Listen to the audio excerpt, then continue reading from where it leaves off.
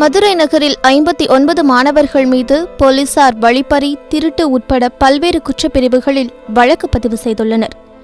ஆடம்பரம், குடும்ப சூழ்நிலை, வறுமை, அலைபேசி தாக்கத்தோடு பெற்றோர் கண்காணிப்பு குறைவும் ஒரு காரணம் என்கிறது போலீஸ் தரப்பு. திசை மாறும் மாணவர்களின் தவறுக்கு யார் காரணம்? ஒரு மாணவனை உருவாக்குறதுல முக்கியமான பங்கு யாருன்னா 3 பேர் வகிக்கணுங்க. ஒன்று அவன் வந்த குடும்பத்திலிருந்து, அவன் படிக்கக்கூடிய பள்ளியிலிருந்து, படித்துட்டு அவன் போகக்கூடிய சமுதாயத்திலிருந்து, இந்த 3 பேரோட பங்களிப்பு ரொம்ப முக்கியங்க. மாணவர்களுக்கு ஒரு சரியான வழிகாட்டுதல் இல்லை.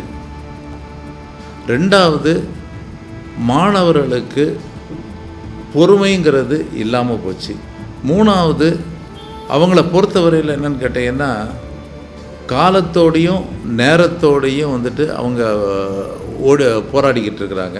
இன்றைக்கு குறிக்கோள் எப்படி ஆகிப்போச்சுன்னு கேட்டீங்கன்னா நான் நல்லா சம்பாதிக்கணும் அப்படிங்கிற மாதிரி ஆகிப்போச்சு. ஆக இதில் என்னன்னு கேட்டீங்கன்னா, அவங்களுடைய நோக்கு என்னன்னு கேட்டீங்கன்னா பொருளாதார ரீதியாக, வியாபார ரீதியாக பயிற்சி இறை நம்பிக்கை இல்லை, கூட்டு குடும்பங்கள் இல்லை, உணர்வு பாங்கான உறவுகள் இல்லை. எல்லாருமே என்னென்னு கேட்டிங்கன்னா ஒரு எந்திரமான ஒரு வாழ்க்கையை நடத்திக்கிட்டு இருக்கிறாங்க.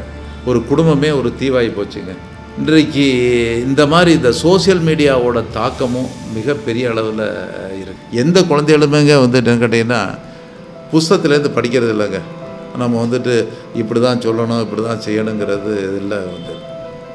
என்னென்னு கேட்டிங்கன்னா இது எல்லாமே அவங்க தன்னை குடும்பத்தாற்றிலேருந்து, பெற்றோர்கள்லேருந்து அவங்க கற்றுக்கிறது. குழந்தைய பெற்றுட்டோம், ஒரு ஸ்கூலில் கஷ்டப்பட்டு கடனை வாங்கி நம்ம அந்த ஸ்கூலில் கொண்டு விட்டுட்டோம். அதுக்கப்புறம் அந்த பள்ளியினுடைய பொறுப்பு தான் அவனை உருவாக்குறது, டாக்டரை உருவாக்குறது, இன்ஜினியராக உருவாக்குறதுன்னு நினச்சிட்றாங்க. அது மிகப்பெரிய தவறான கருத்து. பெற்றோர்களுக்குமே என்னென்னு கேட்டிங்கன்னா தன்னுடைய குழந்தைகளை ஒரு நல்ல மாணவனாக, நல்ல சமுதாயத்தில் உள்ள ஒரு மனிதனாக உருவாக்குறது தான் அவங்களுடைய கடமை.